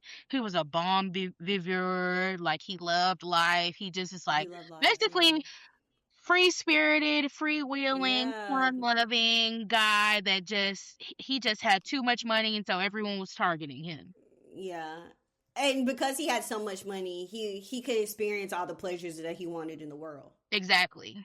And Yeah. Jasmine is like, "That's bullshit. Like you need to tell me the truth." And she says, her aunt says, "We had a very bohemian childhood." Yeah. So to me, I because to that response to me, it was like Yasmin asking, did he do anything to her? Yes. And she said, "Well, the times were different." Times Well, were different. We had a bohemian childhood. Mm, yeah, exactly. mm, Nothing else. oh. Nothing else said there. Uh, Yeah, we're not gonna touch that on this podcast, but we probably have to get back to it. But we ain't gonna tell. let's We're move going on. We're not talking about no diddling on this podcast. on. So after that, Yasmin's basically like, for all the shit you talk about being successful, you couldn't wait to Hmm. be their whore again. Right. And then she says, Like you back on your knees. exactly. And then Yasmin says, "How'd he taste?" Hmm. And her auntie takes that cock breath mint out of her mouth and throws it at Yasmin. Flicks it at her. I said, "Oh my Can you god." imagine if your aunt did something like that? No, I think I would be swinging, literally full sails ahead, arms just rolling. Like what? Good Oh, on Yaz for standing, trying to be all regal about it. Because we would have had to get down. You are not flicking a tic tac a, in my face. a cock breath mint. Ew. So she throws this mint at her, and Yasmin says, "That's pathetic." I said, Yeah. "Oh, oof, oof, oof." And her aunt, I think, is really affected by that because I think, in the same way that Yasmin resents Harper for like Mm-hmm. not letting men control her, I'm doing air quotes on that. Like her Mm-hmm. is also like, it seems like Yasmin has gotten out of the clutches a little bit, and I think that she doesn't like that she's being called out, Yeah. and she has to whack Yasmin one last time before she leaves. Yeah. Yeah. And she says, "Your father told me he was gonna terminate you until he found out you were a girl." Which I actually can't imagine a darker comment for someone to say to you. No, especially after you didn't even outright deny anything happened to you. Right. Right. His sister, they were sisters. Siblings. And we don't know for certain about what happened between Yasmin and Charles. But the way that last season, when it was approached to her and asked if he did anything to her, the way she cried, we're assuming. It hasn't been blatantly said, but for her to essentially say that your dad only kept you to touch on you is very, very dark. Like, that's actually very evil. The Hanani mouth is just, it's ruthless. They're ruthless. That was very ruthless. So to that, Yasmin was just like, "Well, girl, find your way home because it seems like it's too late for a car to come, and there are no Ubers. And it's Have cool. fun." She said, "And Merry Christmas." Merry Christmas, and she turned around and walked off. I said, "That's how you clear a bitch. That's how you clear her. Put a bitch out your house if they talking crazy to you. Put a bitch out. Don't be afraid to put a bitch out your house if they talking crazy. They talking too crazy." And yeah, I mean, the aunt did whack her really good with that though. Like, that was actually super gaggy. Like, whoa, whoa, whoa, whoa. She did. I was like, ooh. Like, that was the final blow. Yasmin was sick, but she turned around. She leaves. We'll be revisiting that conversation. But as she's walking off, she's tired. She's over it. She's ready going to bed. She runs into Whitney's assistant, Haley. And they have a weird... Sleep on a bench. She's like sleep on a bench outside of the door. Yeah, outside of a room. And she's basically like, yeah, they didn't know what to do with me. I didn't know if I had a room for the night. And Yasmin's like, oh, I'll have a room made up, like, whatever. And Haley's like, or I could just get in with you. And Yasmin doesn't change her face and it's like, okay. And Haley is like, oh. And Yasmin's like, so I'll have a room made up. So I'll have a room made up. Is you with it or is you ain't? And I thought that was very funny. I thought that was a really funny scene. And I like that Haley is in her, like, real American garb. She has her Northwestern hoodie on. She was on a European summer. Like, she doesn't give a fuck who she's having sex with. She's just, like, again, she's in Europe. She's acting like she's only there for 2 weeks, and she has to maximize her time there. Yeah. I'm like, why would you offer that? Y'all don't even know each other. But then I'm like, okay, something is going to happen with that. But also kind of leans into the spectator.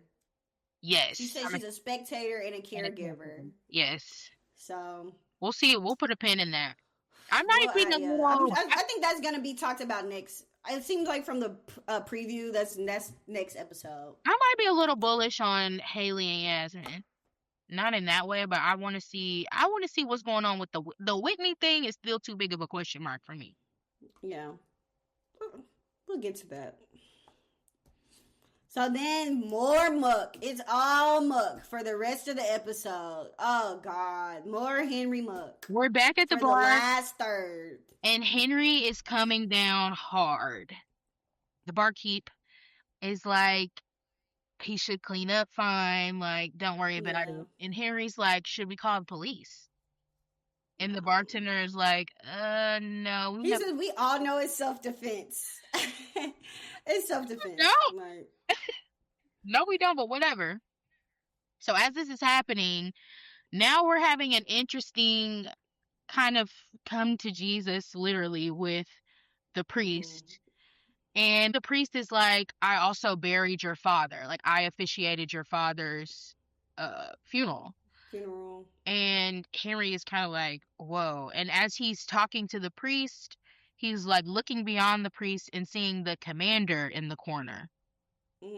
And the priest is basically like, I wish I could have gotten to you earlier. Like, these are the words that I would have said if I was able to. So we're hearing like this noise, and he's staring at the commander. He's trying to get the commander's attention, but the commander is now looking like his iPad has been taken at the bar. Yeah. So lumped over. He's not really responding, not really doing anything. I thought he was overserved, but we get to the next scene. We find out this nigga ain't even here at all. He's not here at all.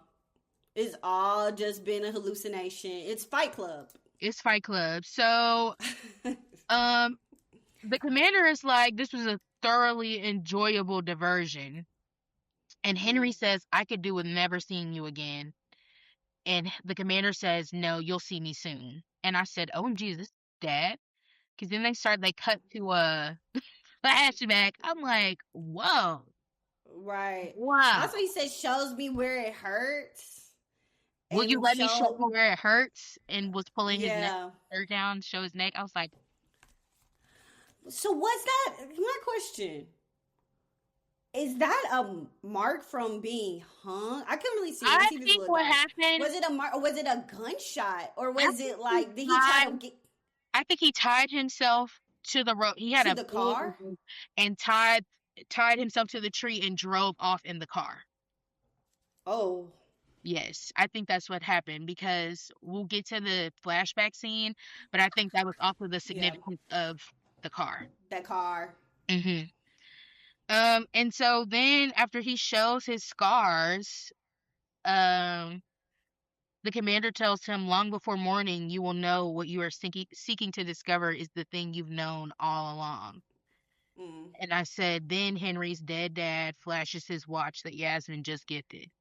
So that's yeah. when we get the real confirmation that this is his dad. That commander was his dad. Yeah, I definitely didn't get that it was his dad. I thought it was gonna be Fight Club as it's just like the persona that he wanted to I be thought or it was something like that. his evil side, like the evil angel, his Yeah, inner saboteur for all you RuPaul yeah. Drag Race watchers for our Who he wanted to be, yeah, who he always wanted to be, type of thing. And it's just yeah. like that finally gets out, and that's the one that pushes him beyond his morals. And then it's like even odder that that's your dad, But I the also think commander. in a way that is the man that he wants to be. Like he does Yeah, ultimately want to be like his dad positively and negatively.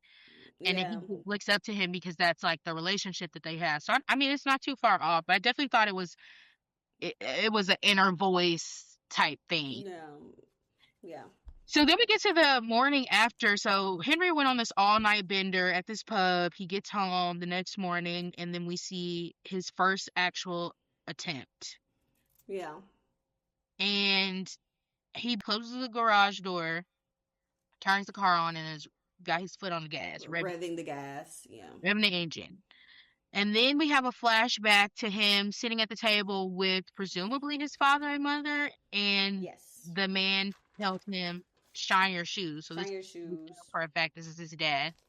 And I wonder where are the mothers? Like, why haven't we heard anything about Henry Muck's mom? Yeah, and was he raised by his uncle? Like What's his going uncle is on? super involved, right? Like where Overly is his involved. mom?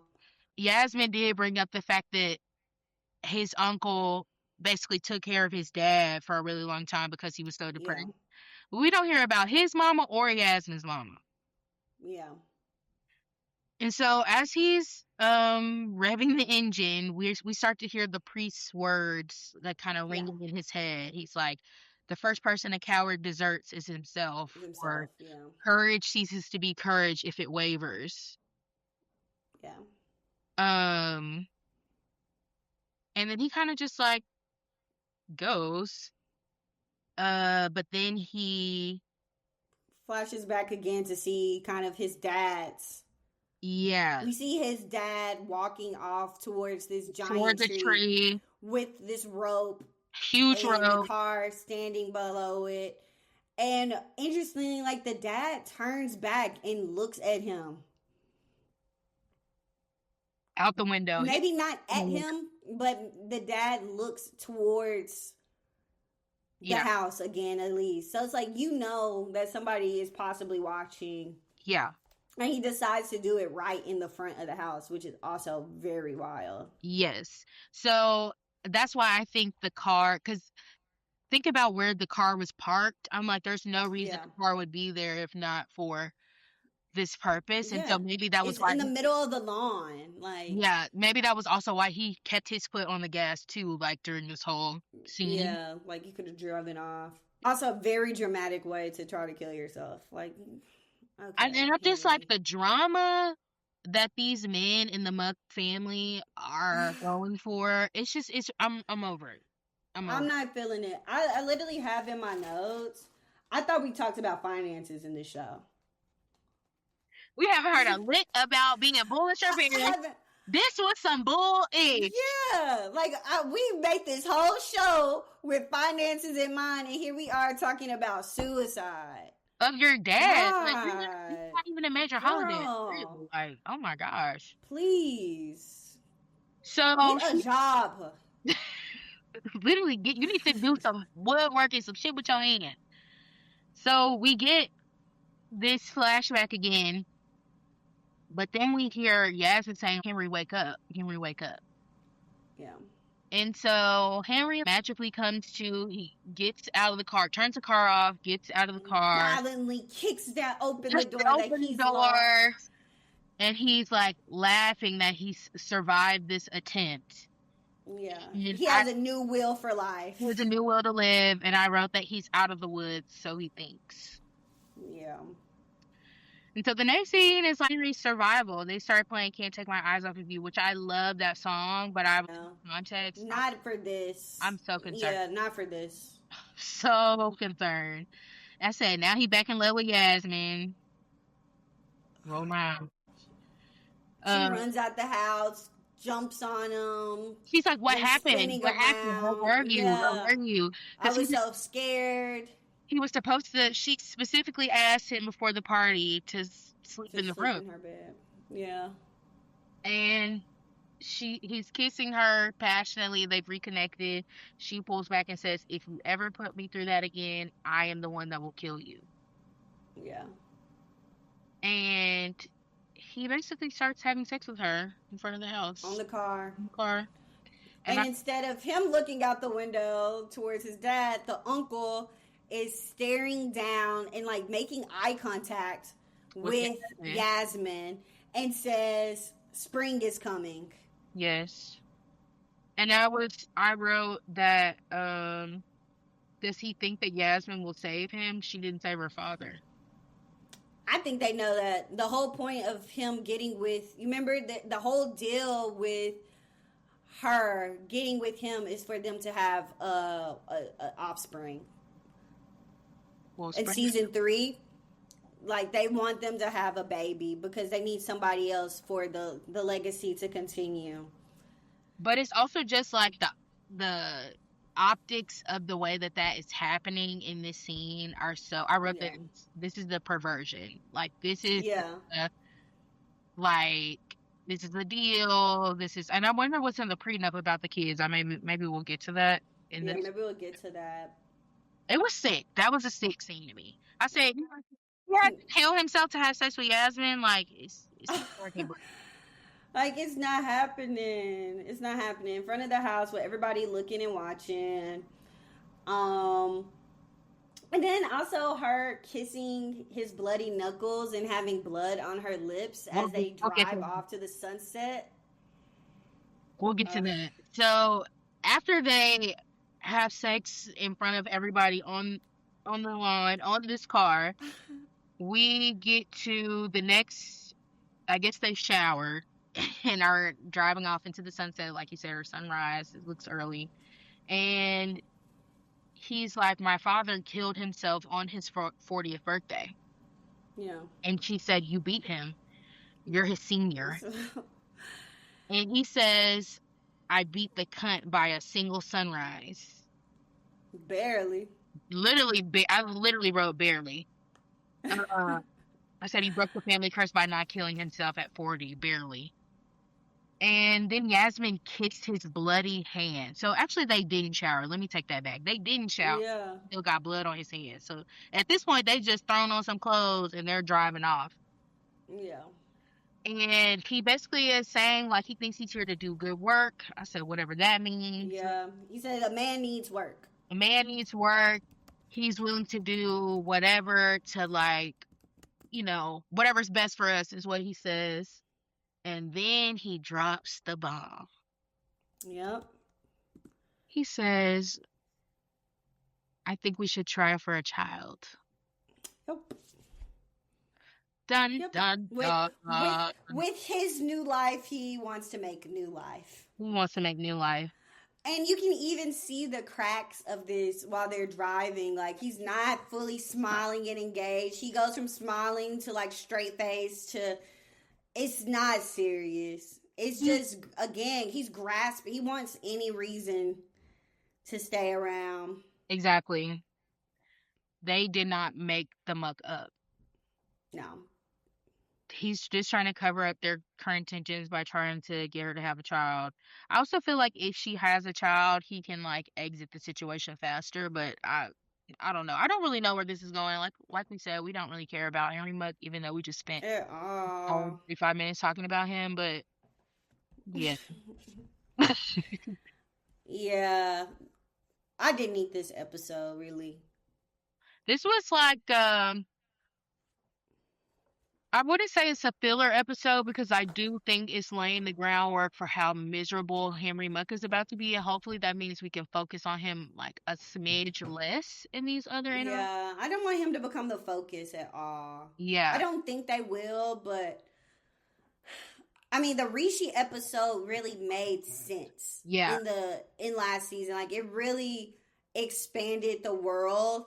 I'm not so sure this expanded the world to things that we didn't know and didn't get to hint at in the first season. No, I will It's say I did notice some like a few different themes, but like you said, they're okay. not necessarily new. But the first one is just like men's projection onto women and how Mm, the men will ultimately like be their demise, particularly like the fully realized women. Like I know Yasmin wasn't, good at her job, but she was trying to do work and like she did want to, be a productive member of society. And I think that she was really trying, even though at the time she didn't really have to because she didn't have to work for anything.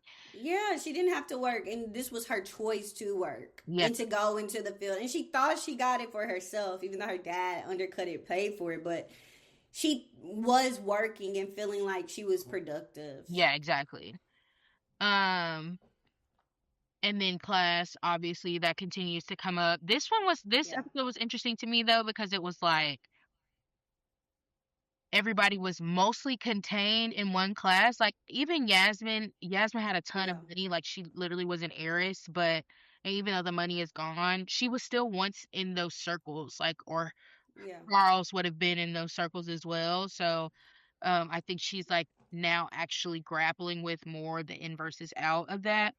Yeah, and it's like, yeah, you had money, but you're not an aristocrat, Exactly, exactly. I was and you're not white. Like, in this, she's not white in the same, like, at all. exactly. So what? You're not used to this at all. So yeah, I see that. Oh, maybe Whitney is Lebanese then. Maybe he's Lebanese. That She would would make have spoke to him in Arabic or well, something. he's American. She only I spoke to guess, like the but British Arabs in Arabic. yeah, Um, I also said another thing was like self-regard and belonging, like what you think mm, you are slash where you think you belong versus like the actual perception. Just like thinking about how everybody is still kind of like fawning over Henry, even though he's like truly at mm-hmm. his lowest place. Yeah. He's an absolute loser at this Yeah. point. Also, like family curses and dysfunction, major daddy Mm-hmm. issues. Haven't really heard about some people's dads. I'm interested to see like the parent trauma dynamic. Like, Yeah, because again, like first episode, what's this relationship between Harper and her mother? yes, We've not heard one word about her father exactly. within 3 seasons, which is unfortunately likely for a Black American father, but Especially a father, Black American father of twins. So, of twins, yeah, he was out the door the moment he heard the news, probably. But where is he at? Um, so that is, I am interested to see that. I also want to, going back to what I said earlier, this burning versus buying. Like, what does, like, again, we've said everything has meaning.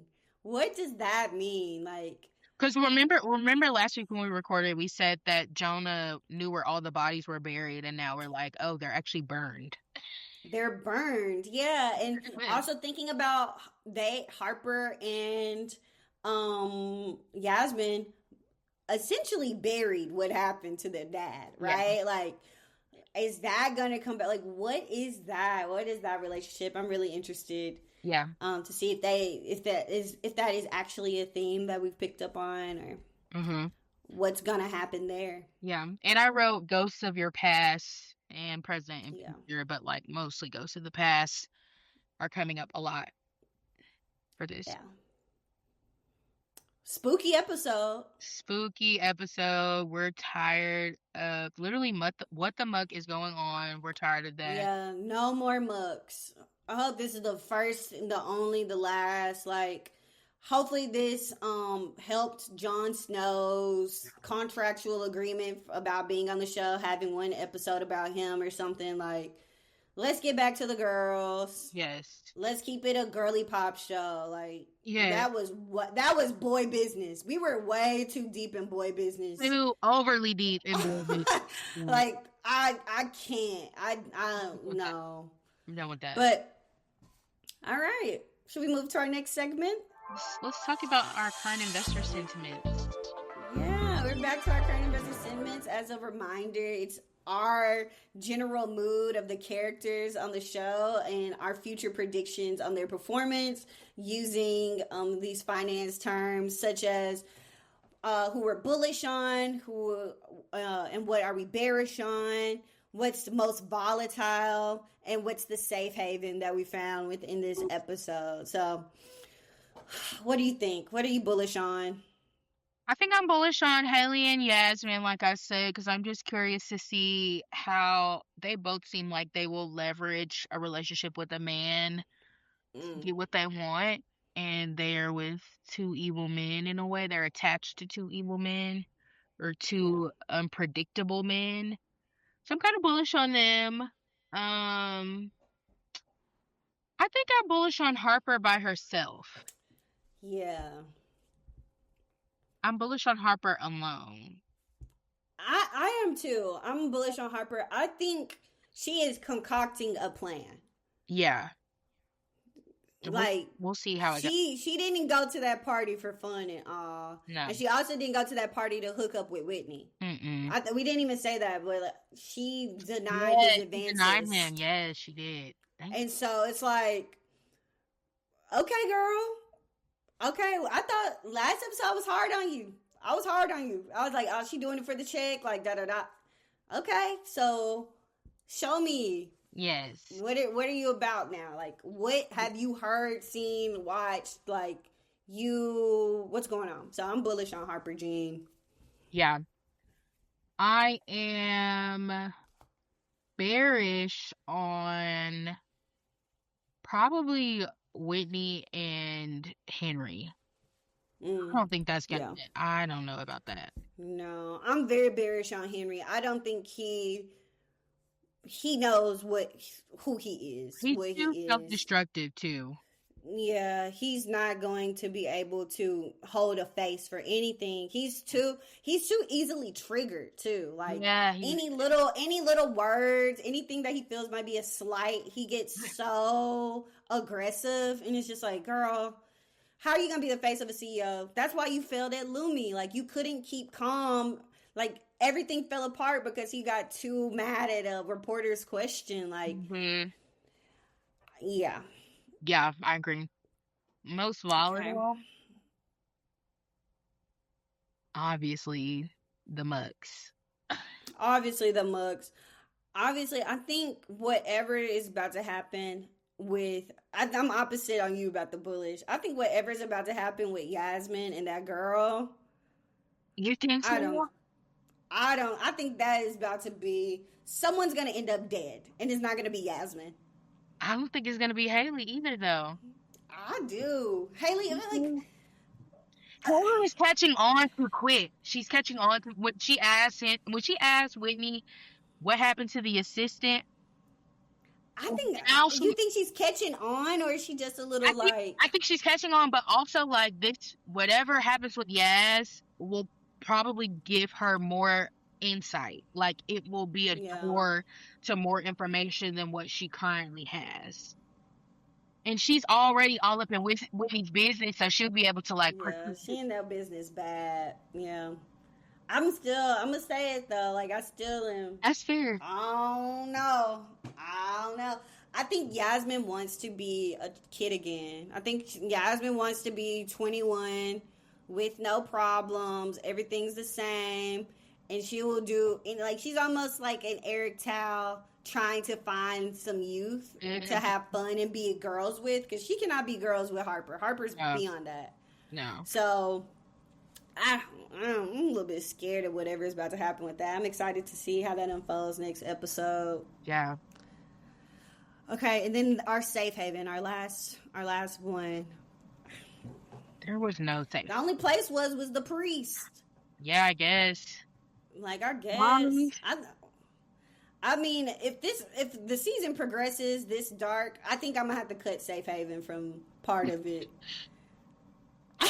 Part of our investor sentiment about this. Nothing is safe about this. Like, no, it's weird.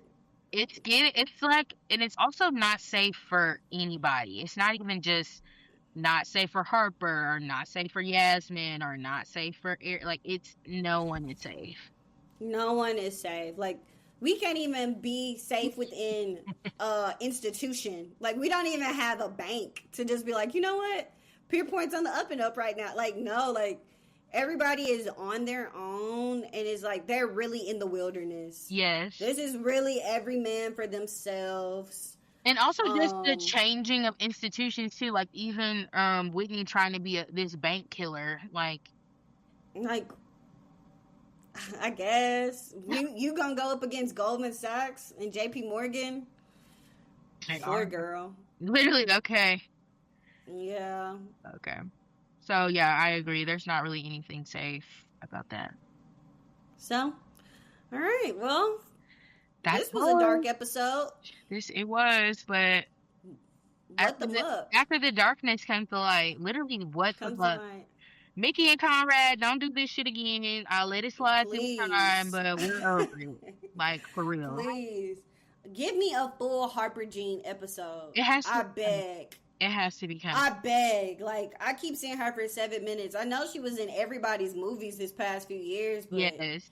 I will say I do like how they're kind of pivoting to the Rishi style, where you get to go deep on one person, which kind of sets up, because I feel like even Rishi's storyline was pretty self-contained, but we did see motivations coming up more and more in the subsequent episodes. So I do feel like you said, you could have done without this episode. We probably still could have done without this episode, but I do feel like it had a lot of foundational. Yeah, it has foundation. It's foundational. I think it will help us. It gave us deeper connection to those characters too, that we don't really care about, but we needed to know more for the story to progress. So I'm with the girls. I'm here, and I will be tuned in 9 p.m. on Sunday. So 9 p.m. on Sunday. Join us. Tell your friends our show. But tell your friends about it. Like and subscribe. Like and subscribe. Thank you for listening to Bullish. Thank you for listening to Bullish. Enjoy our jazzy tunes at the end here. Hey. Thank you, guys.